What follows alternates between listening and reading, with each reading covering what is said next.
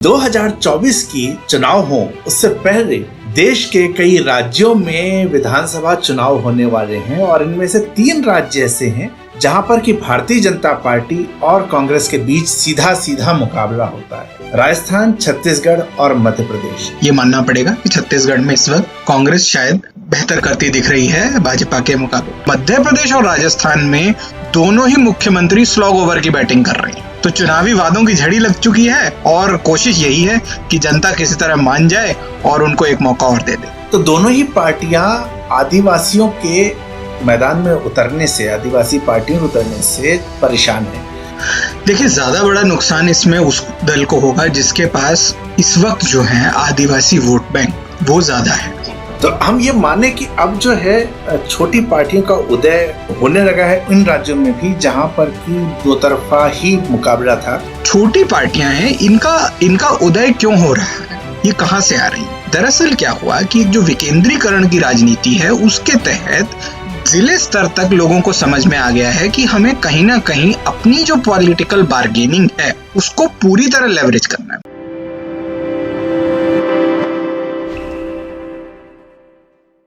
नमस्ते, मेरा नाम है नवीन चौधरी और आपका फिर से स्वागत है फेयर ऑब्जर्वर हिंदी में। अगले साल 2024 में चुनाव होने वाले हैं और उसको लेके जो है तैयारियां सत्ता पक्ष और विपक्ष दोनों ही कर रहा है। लेकिन 2024 की चुनाव हो उससे पहले देश के कई राज्यों में विधानसभा चुनाव होने वाले हैं और इनमें से 3 राज्य ऐसे हैं जहां पर कि भारतीय जनता पार्टी और कांग्रेस के बीच सीधा सीधा मुकाबला होता है। राजस्थान, छत्तीसगढ़ और मध्य प्रदेश। इस साल दिसंबर 2023 में यहाँ पर तीनों राज्यों में चुनाव होने वाले हैं और जैसा हमेशा कहा जाता है कि ये चुनाव जो होते हैं विधानसभा के सेमीफाइनल होते हैं। हालांकि इसमें जो आज मेरे साथ मेरे को पैनलिस्ट हैं मनु शर्मा जी, जिनसे हम पहले भी परिचित हो चुके हैं। आप कैम्ब्रिज यूनिवर्सिटी से पढ़े हुए हैं, वर्ल्ड बैंक के साथ काम कर चुके हैं, सेफोलॉजिस्ट हैं। तो मनु शर्मा जी प्रायः ये कहते हैं कि 2019 में ये सेमीफाइनल नहीं था, वहां पर दोनों रिजल्ट अलग थे। इसके बारे में भी हम उनसे डिटेल में बात करेंगे कि क्या इस बार चीजें वापस वैसी होंगी या चेंज होंगी। तो मनु शर्मा जी, आपका स्वागत है। और सबसे पहले जो है हमने कयासों की अक्सर बात करते हैं, राजनीति बिना कयासों के नहीं होती। कुछ दिनों पहले जब ये सर्वे के अनुमान आने शुरू हुए और 1 साल से लगभग बातचीत अब ये चल रही है इसके ऊपर, जनवरी से हम स्पेसिफिकली लेते हैं, तो ये कहा जा रहा था कि छत्तीसगढ़ तो बीजेपी हार रही है, राजस्थान बीजेपी जीत रही है और मध्य प्रदेश हार रही है, यानी 2-1 का बीजेपी का रेशियो था। लेकिन इसके बाद हम देखते हैं कि दोनों ही राज्यों के मुख्यमंत्री, इधर शिवराज सिंह चौहान हो और राजस्थान में अशोक गहलोत, दोनों ही बहुत एक्टिव होते हैं। स्कीम्स की भरमार हो जाती है और एक बार फिर से अनुमान ऐसे होते हैं कि राजस्थान संभवतः कांग्रेस टिक जाए, मध्य प्रदेश संभवतः बीजेपी टिक जाए, छत्तीसगढ़ निश्चित तौर पर हार ही रहे हैं। आपका आज की डेट में, अब जब हम चुनाव से मात्र 2.5 महीना पहले हैं, आज की तारीख में आपका अनुमान क्या कहता है इन तीनों राज्यों में किस पार्टी की क्या स्थिति रह सकती है? देखिए, इसमें सबसे सीधा और सरल अगर सर्विस के हिसाब से कहें तो छत्तीसगढ़ है। ये मानना पड़ेगा कि छत्तीसगढ़ में इस वक्त कांग्रेस शायद बेहतर करती दिख रही है भाजपा के मुकाबले। लेकिन अगर राजस्थान और मध्य प्रदेश की बात करें तो यहाँ पे मुकाबला बड़ा ही दिलचस्प है। और वो क्यों है? क्योंकि यहाँ पर भारतीय जनता पार्टी के पास मध्य प्रदेश में शिवराज सिंह चौहान नाम के एक बड़े ही कद्दावर स्थानीय नेता हैं। उसी तरह राजस्थान में कांग्रेस के पास अशोक गहलोत, वो भी बहुत कद्दावर नेता है वहां के। तो जो स्थानीय नेतृत्व है वो तो वाकई कद्दावर है दोनों पार्टियों के पास। तो वो कर क्या रहे हैं? वो इस तरीके से रहे हैं। देखिए, आज एक क्रिकेट मैच हुआ, थोड़ा एक तरफा था, अगर कही जाए, अतिशयोक्ति होगी शायद, पर एक तरफा था। लेकिन जो मैच कई बार एक तरफा नहीं होते, अक्सर उनमें एक हम चीज देखते हैं कि स्लॉग ओवर की बैटिंग, यानी अंत के ओवरों में जो बल्लेबाज आते हैं वो धड़ाधड़ शॉट मारने की कोशिश करते हैं कि किसी तरह जो है उनका जो लक्ष्य है वो उसको थोड़ा बड़ा कर दिया जाए या चेज में वो शायद जो टीम है वो ज्यादा से ज्यादा करीब आ जाए। उसी तरह से इस वक्त क्या हो रहा है, छत्तीसगढ़ को अगर एक तरफ रख दें तो मध्य प्रदेश और राजस्थान में दोनों ही मुख्यमंत्री स्लॉग ओवर की बैटिंग कर रहे हैं। तो चुनावी वादों की झड़ी लग चुकी है और कोशिश यही है कि जनता किसी तरह मान जाए और उनको एक मौका और दे दे। जी, तो एक जो आपसे मेरी जब पहले एक बार बात हो रही थी उसमें सेमीफाइनल की हमने बात की थी, और आपने कहा था कि 2019 का रिजल्ट अगर हम देखें लोकसभा का और विधानसभा का, तो वो सेमीफाइनल नहीं रखता। 18 में मध्य प्रदेश, छत्तीसगढ़, राजस्थान तीनों ही राज्य इनके थे। लेकिन 2019 का जो वेव था वो डिफरेंट था, विपक्ष यूनाइटेड नहीं था। इस समय विपक्ष जो है वो यूनाइटेड होने की कोशिशें कर रहा है। तो ऐसे में अगर ये जो दोनों राज्य हैं, इन दोनों राज्यों में भी अगर कांग्रेस को फायदा मिलता है या बीजेपी को, तो इस बार आपको नहीं लगता कि ये वैसा सिचुएशन 19 वाला नहीं है? इस बार संभवतः यहाँ के रिजल्ट इम्पैक्ट करेंगे। देखिए 2019 में पहली बार हमने एक प्रत्यक्ष साक्ष्य देखे कि स्प्लिट वोटिंग दरअसल होती क्या है। अब स्प्लिट वोटिंग क्या चीज है? स्प्लिट वोटिंग यह है कि आज से अगर हम 10 साल पहले की राजनीति देखें तो परंपरागत रूप से एक ये माना जाता था कि भाई एक तरफ की जहां लहर चल पड़ती है तो चल पड़ती है, तो फिर आप म्युनिसिपैलिटी से लेके विधानसभा, उसके बाद लोकसभा, सारे चुनाव जीतते चले जाते हैं। लेकिन पिछले 2019 के जो लोकसभा चुनाव थे उससे बिल्कुल पहले ये विधानसभा चुनाव आए 2018 में। तो उस वक्त हमने ये देखा कि लोगों ने बोला कि भाई स्थानीय स्तर पे शायद हम कोई और नेता चुनेंगे या और पार्टी चुनेंगे, लेकिन लोकसभा में हमारी वोट कहीं और जाएगी। तो उस समय एक नारा भी बड़ा प्रसिद्ध हुआ था राजस्थान में, जहां पर कि मेरे ख्याल से वो कुछ इस प्रकार था कि जो उस वक्त की वर्तमान मुख्यमंत्री थी उनको कहा कि भाई आपकी खैर नहीं लेकिन और किसी से बैर नहीं, कुछ इस प्रकार का नारा था। अगर मैं थोड़ा रानी तेरी खैर नहीं, मोदी तुझसे बैर नहीं। हाँ बिल्कुल, कुछ इस प्रकार था। और उसमें क्या दिखाई दे रहा था? उसमें ये दिखाई दे रहा था कि भाई लोगों की जो वोटिंग चॉइस है वो नेतृत्व निर्भर कर रही है कि भाई स्थानीय तौर पे कहीं और देंगे और लोकसभा स्तर में कहीं और देंगे। तो वो स्प्लिट वोटिंग को ही आगे जो है लोकसभा चुनाव में हमने परिवर्तित होते देखा कि जहां पर विधानसभा में कांग्रेस आगे रही थी। और अच्छा, अब इसमें एक ध्यान देने योग्य बात यह है कि 2018 में जब विपक्ष एकीकृत नहीं था, जब अगर हम ये मान के चलते हैं, तब भी 3 राज्य जो हैं कांग्रेस ने बीजेपी से छीन लिए थे। तो कहने का मतलब इसमें क्या आता है कि लोगों का जो एक मतदान का झुकाव है वो अक्सर चुनाव के पास आते ही पता चलता है, और वो विधानसभा और लोकसभा में दोनों में बहुत फर्क हो सकता है।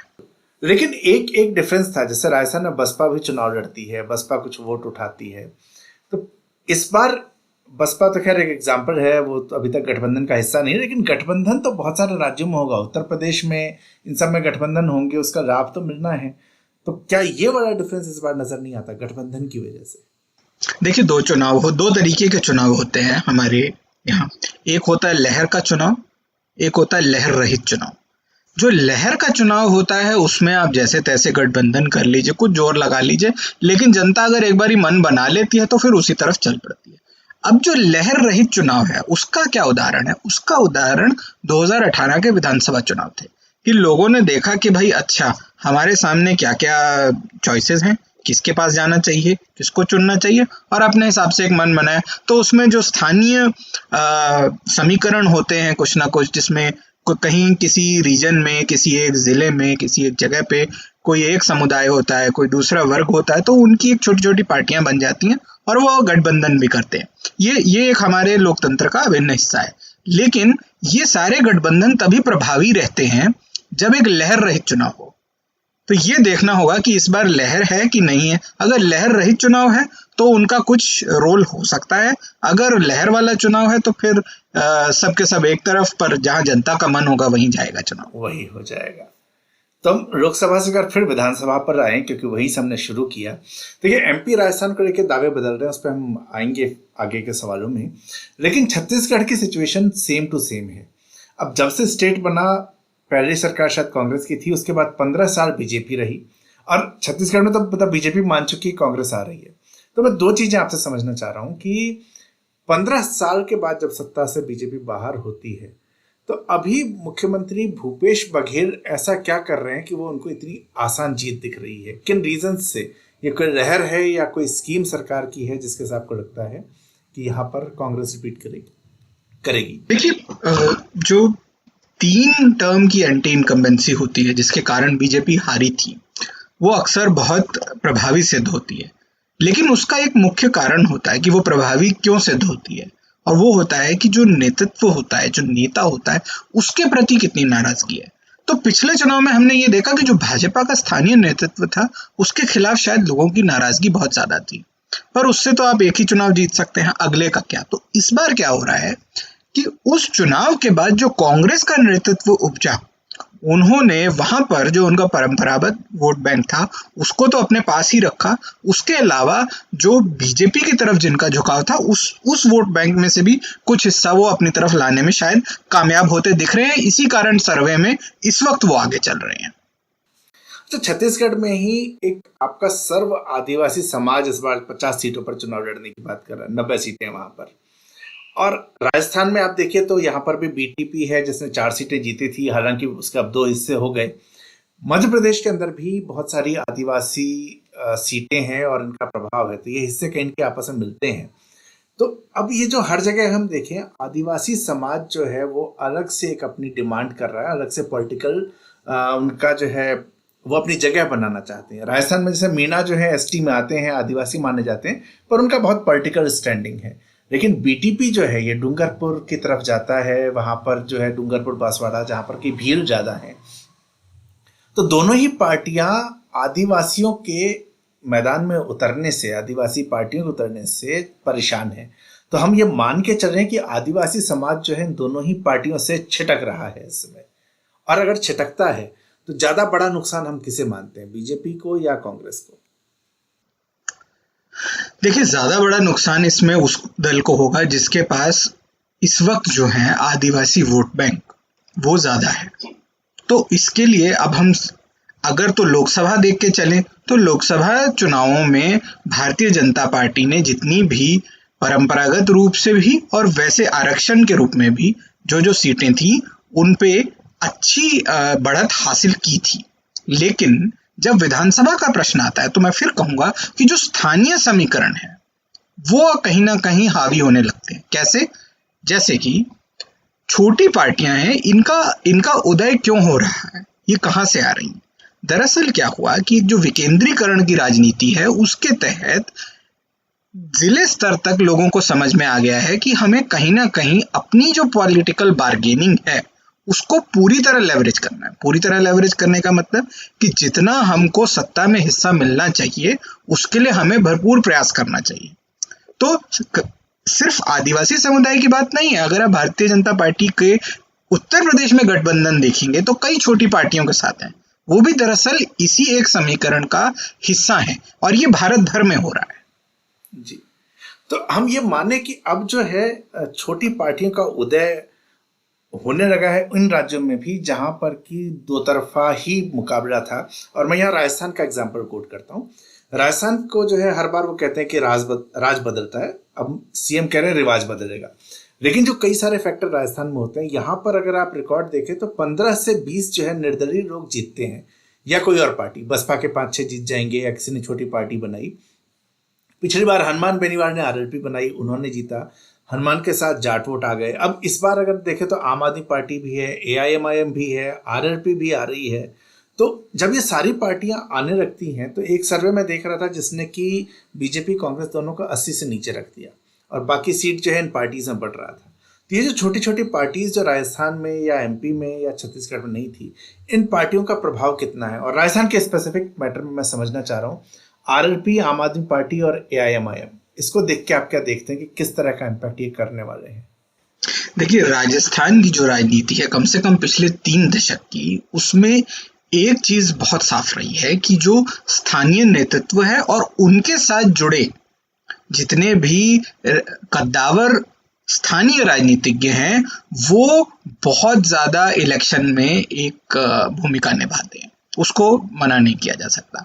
और उसी तरह से उसी के कारण हम कह सकते हैं कि कहीं ना कहीं राजस्थान की राजनीति में एक विकेंद्रीकरण का भाव पिछले 3-4 दशक से तो कम से कम रहा ही है।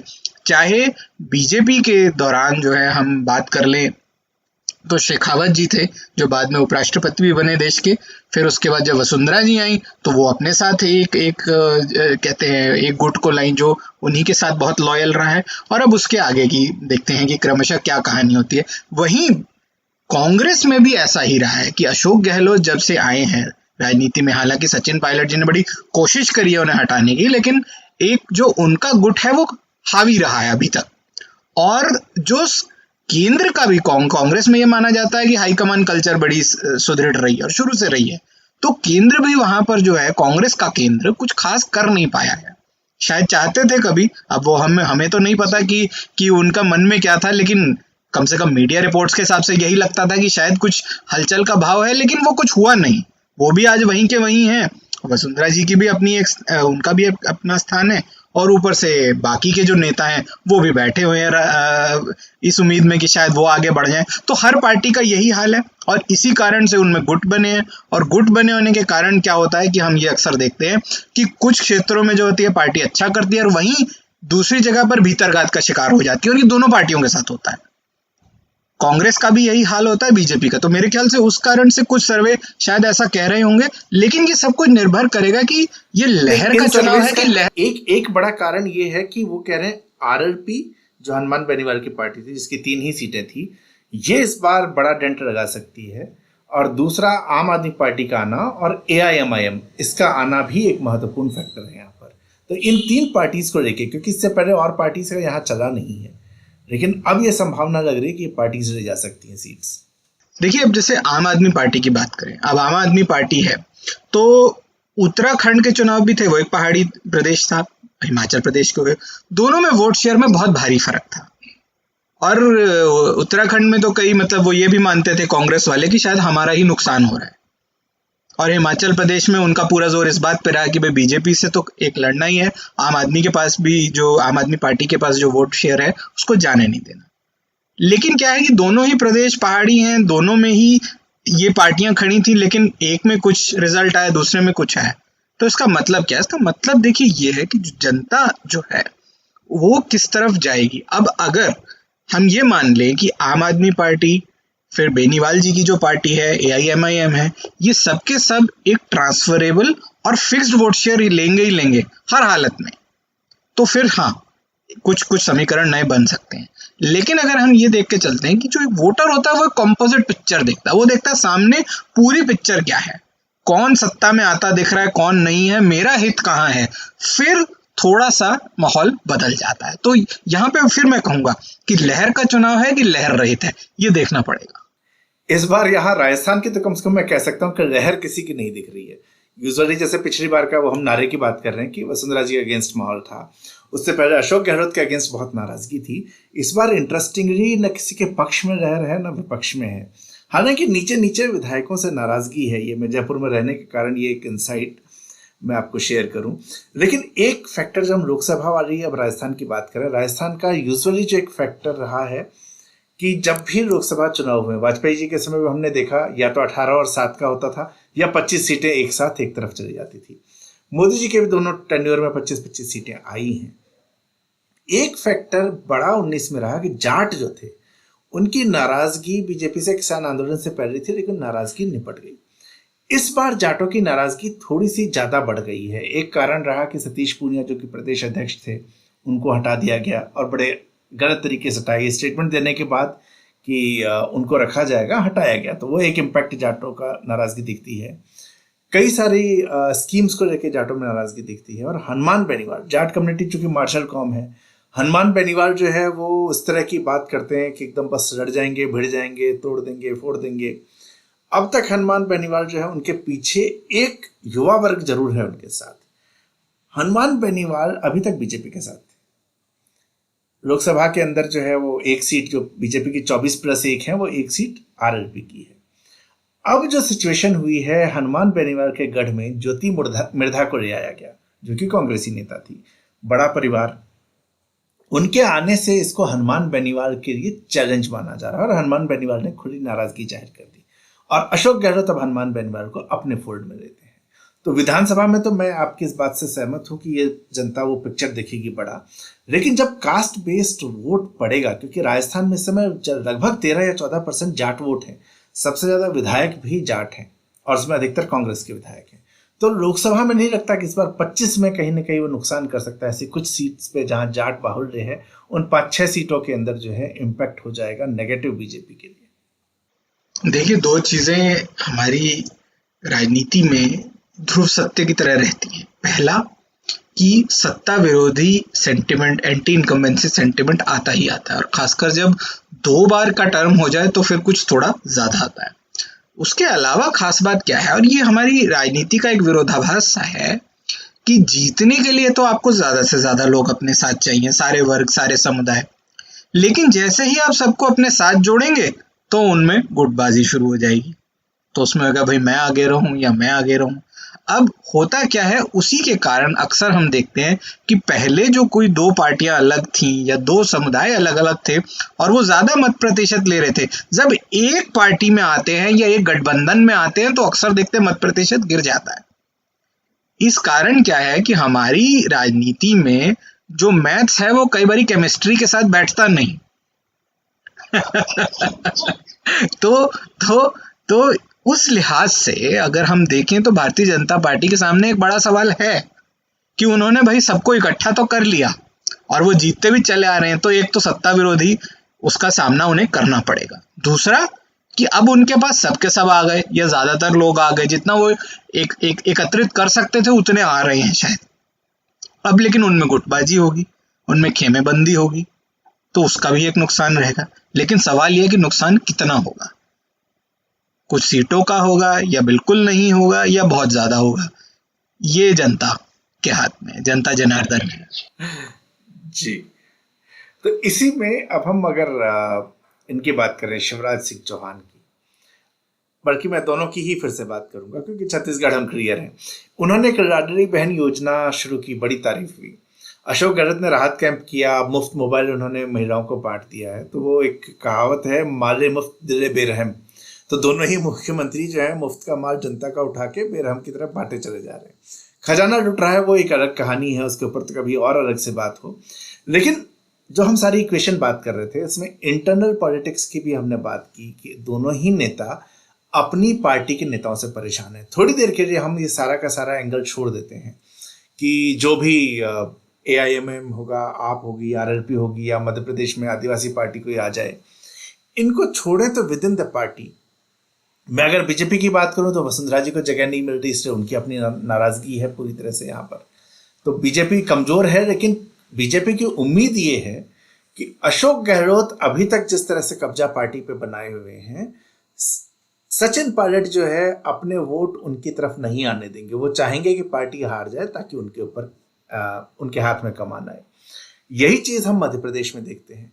सिंधिया जो है वो अभी कुछ दिनों पहले आज तक के एक चैनल में बड़ी उन्होंने तारीफें की, लेकिन सिंधिया एक अलग गुट है। वो अपने आप में एक बड़ा उनका रुतबा है, वो भी मुख्यमंत्री होना चाहते हैं। पार्टी के अंदर ही और भी कई सारे गुट हैं जो कि मुख्यमंत्री होना चाहते हैं।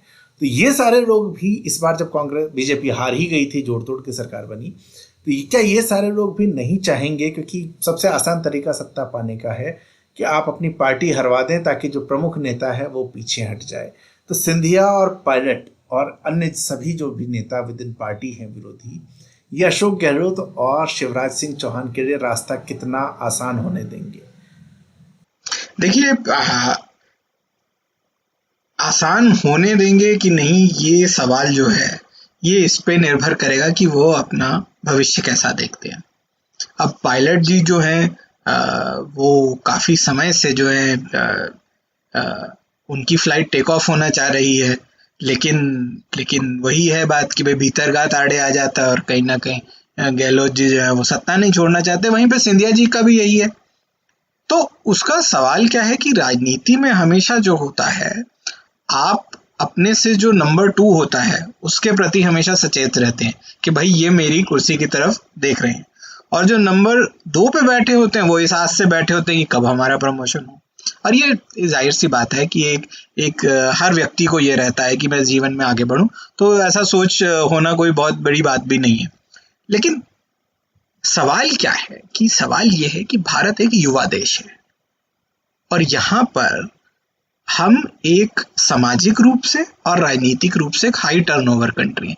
यानी कि हम अक्सर ये देखना चाहते हैं कि सोशल मोबिलिटी हो, लोग आगे बढ़ते रहें।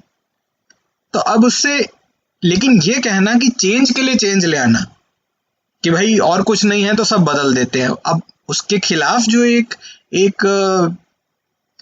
उसके खिलाफ जो लॉजिक है वो भी सही है कि भाई आप उस तर्क के हिसाब से ये है कि भाई जो नेता अच्छा काम कर रहे हैं उनको बने रहने दीजिए जब तक जनता चाहती है।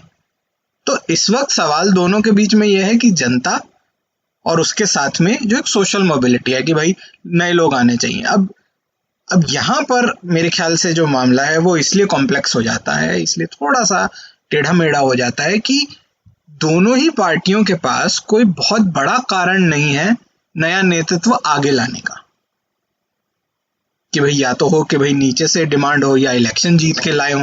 तो दोनों पार्टियों के बड़े नेता बोलते हैं देखिए हम साहब चला रहे हैं काम, हम अच्छा चला रहे हैं, हमें करने दीजिए।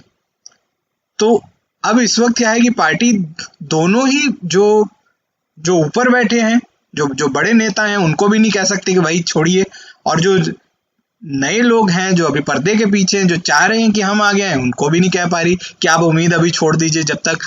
तो इस लिहाज से क्या है कि दोनों ही पक्ष बहुत ज्यादा इस वक्त एक तनाव की मुद्रा में है और दोनों को ही नहीं पता कि भविष्य कैसा है। लेकिन राजस्थान के अंदर जो है वो सिचुएशन थोड़ी डिफरेंट इसलिए है क्योंकि 2013 में जब कांग्रेस हारी थी, जहां तक मुझे ध्यान है 21 सीटों पे रह गई थी वो। उसके बाद सचिन पायलट के आने के बाद 99 सीट आई, हालांकि बहुमत वो भी नहीं रहा है, ये मैं अक्सर कहता हूँ नहीं रहा पाए, लेकिन वापस से पार्टी को वहां पर लिखा है। और सचिन पायलट के साथ ये रहा है कि गुर्जर कम्युनिटी से आते हैं लेकिन उनको गुर्जर नेता की तरह नहीं देखा जाता। उनकी एक्सेप्टेंस जो है बाकी समुदायों में भी है, यंगस्टर्स में से में भी काफ़ी है, तो भीड़ इकट्ठी करते हैं। तो ये मान के चला जा रहा था कि उनको जगह मिलेगी, और उनका जो भी बीच में इतना सारा कुछ उन्होंने शोर भी मचाया, आंदोलन किए, पार्टी में ही रहकर पार्टी में उन्होंने काफ़ी आंदोलन किए। तो सचिन पायलट के लिए वो दिखता है, बहुत ज़्यादा स्ट्रांग दिखता है कि उनको समर्थन मिल रहा है। हालांकि पिछले अब 6 महीने से शांत हो गए हैं, तो चीज़ें थोड़ी सी डाउन हैं। एक और चर्चा ये चलती है कि राहुल गांधी और प्रियंका गांधी सचिन पायलट को बनाना चाहते हैं, लेकिन सोनिया गांधी अशोक गहलोत के साथ हैं। तो ये जो सारी की सारी पॉलिटिक्स है विद इन गांधी फैमिली की जो चर्चा आती है, तो इसमें जो है आपको नहीं लगता कि पार्टी के पास एक रीज़न था कि अब चेंज कर दिया जाए? अशोक जी 70+ हो चुके हैं, तो वहां पर चेंज करें, यंगस्टर सचिन पायलट को पसंद कर रहे हैं। एमपी की तुलना में ये ज़्यादा आसान है क्योंकि एमपी में तो चलिए कांग्रेस के नेता को लेके आए थे तो रुक सकते हैं, और सिंधिया अपने गढ़ में खुद ही कमजोर है, इस समय उनका अपने गढ़ में सीटें नहीं है, पर यहाँ ऐसा नहीं है। हाँ देखिए, राजस्थान और मध्य प्रदेश में काफी फर्क है इस बात में। मैं मानता हूँ कि जो सचिन पायलट हैं वो ज्यादा लोकप्रिय हैं इस वक्त अगर एक जन नेता के तौर पे देखा जाए, खासकर अगर एक अक्रॉस द स्टेट एक छवि के तौर पे देखा जाए। लेकिन राजनीति में क्या है, हर तर्क का एक काट भी साथ के साथ आ जाती है। अब वो कैसे कि दरअसल हुआ क्या कि कांग्रेस में एक लहर ये चली कि सारे के सारे जो पुराने नेता हैं उनको बदल के एक नई जनरेशन को आगे लाते हैं। अब कैसे लाते हैं, तो सबसे पहला जो उसमें एक एग्जाम्पल सेट किया गया वो मेरे ख्याल से था पंजाब का। पंजाब में कांग्रेस के बहुत पुराने नेता थे, बड़े वरिष्ठ नेता थे, कैप्टन अमरिंदर सिंह, उनको हटाकर एक युवा नेता थे, उनको मुख्यमंत्री बनाया गया। और सोच शायद यही थी कि जो युवा वर्ग है वो शायद साथ में आएगा और समर्थन देगा और जो एक सत्ता विरोधी सेंटिमेंट है वो थोड़ा कम होगा। लेकिन पंजाब में उसका उलट हो गया कि ऑपोजिशन से भी, मतलब जिसे कहते हैं कि ऑपोजिशन भी ढंग से नहीं बन पाए वो, कि इतनी भारी जीत आम आदमी पार्टी को मिल गई। तो अब वहां पर कई नेताओं का ये कहना था, स्थानीय नेताओं का, कि देखिए जी ज्यादा छेड़छाड़ जो है सत्ता के साथ नहीं करनी चाहिए क्योंकि पता नहीं होता कि कब आप एक ईंट हिलाते हैं तो पूरी दीवार गिर जाती है।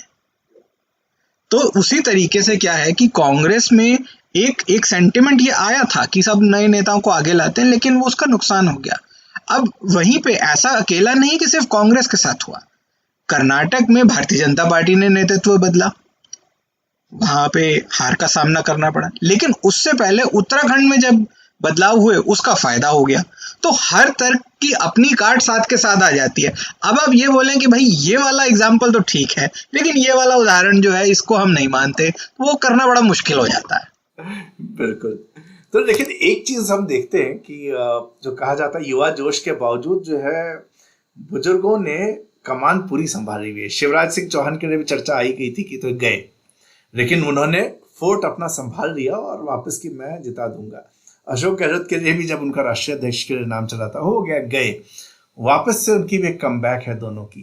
तो अगर हम अब इन दोनों मुख्यमंत्रियों की, इनकी पर्सनैलिटी की बात करें, तो अशोक गहलोत और शिवराज सिंह चौहान में से आपको कौन सा मुख्यमंत्री लगता है जो कि एक तो जनता में ज्यादा मजबूत है, और दूसरा विद इन अपनी पार्टी के अंदर किसका होल्ड आपको लगता है कि ज्यादा है? अगर हम गहलोत कांग्रेस में होल्ड की बात करें और शिवराज सिंह के बीजेपी में होल्ड की बात करें, तो कौन आपको लगता है कि ज्यादा मजबूत होगा? मैं पार्टी का प्रश्न पहले उठा लेता हूँ। मुझे लगता है कि अशोक गहलोत जो हैं, उनका कांग्रेस में जो कद है वो शायद बहुत बड़ा है।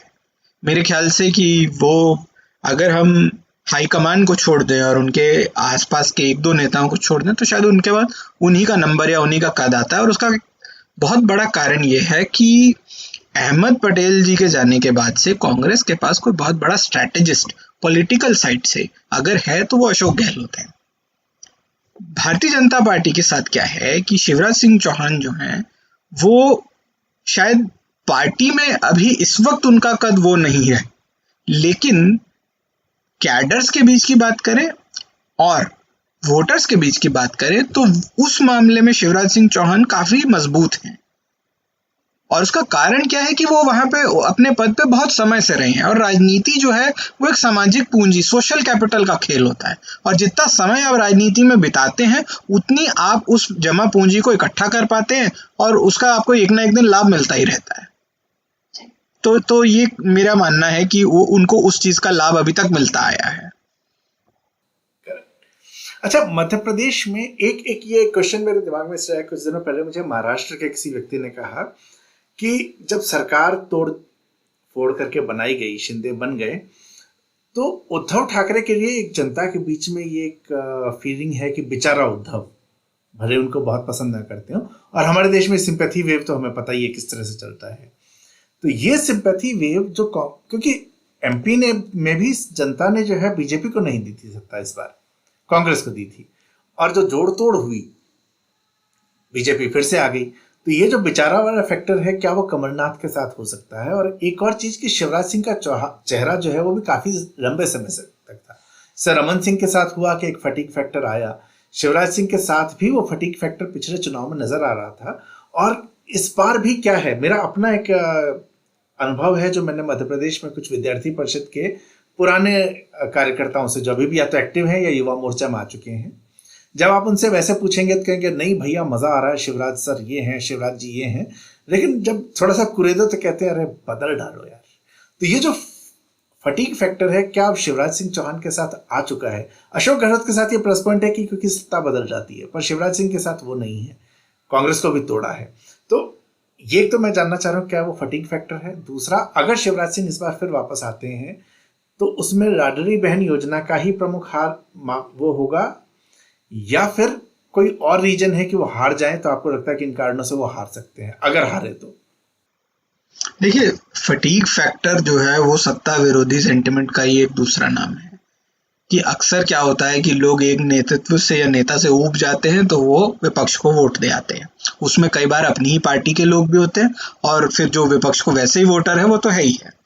अब यहाँ पर क्या है कि जब मैंने शुरू में शो की शुरुआत में स्लॉग ओवर बैटिंग की बात करी थी, तो उसमें दरअसल होता क्या है कि जब आप स्लॉग ओवर की बैटिंग करते हैं तो आप एक बॉलर को चिन्हित करते हैं। आपको पता होता है भाई इनके खिलाफ हम खेल सकते हैं, या ये बॉलिंग को हम ऐसे खेलेंगे। तो उसी प्रकार से क्या है, भारतीय जनता पार्टी मध्य प्रदेश में ये लेके चल रही है कि जो महिला वर्ग है उनको लुभाना है, और शायद उनके डेटा फीडबैक में, उनके लूप में ये खबर आ रही होगी कि कहीं ना कहीं उनको ट्रैक्शन मिला है। और अगर वो ट्रैक्शन मिला है तो बड़ी साधारण सी बात है कि वो उसमें और जोर लगाएंगे। तो अगर वो पहले योजना में एक धनराशि दे रहे थे, वो बोलते नहीं इससे भी बढ़ा दो, और जोर लगाते हैं। तो कारण क्या है? कारण ये कि फीडबैक आ रहा है, तो जो चल रहा है उसको और जोर लगाएंगे, जहां नहीं है वहां शायद शांत हो जाते हैं। तो ये राजनीति में एक आम सी बात है। बिल्कुल। तो ठीक है, ये चूंकि 2.5 महीने पहले है, और मुझे लगता है कि 2.5 महीने भी जिस हिसाब से राजनीति बदल रही है, ये हम जल्दी बात कर रहे हैं। हालांकि पहले जो राजनीति होती थी 6 महीने पहले ये चर्चाएं ठीक थी, लेकिन इस बार 2.5 महीने भी, विशेषकर जब दोनों पार्टियों के अंदर जिस तरह की मध्य प्रदेश और राजस्थान में राजनीति चल रही है। तो मैं मनु शर्मा जी के साथ फिर से आऊंगा जब चुनाव और नजदीक होंगे, और हम इसके बारे में और डिटेल बात करेंगे, क्योंकि अभी सारी स्कीम्स का हम इम्पैक्ट जो है वो आने वाले दिनों में देखने वाले हैं। तो मनु शर्मा जी, साथ जुड़ने के लिए बहुत बहुत धन्यवाद। और सभी साथियों का जो इस वीडियो को देख रहे हैं, आप सब्सक्राइब करें, शेयर करें, लाइक करें और आगे के वीडियो भी हमारे देखते रहें। बहुत बहुत धन्यवाद आपका।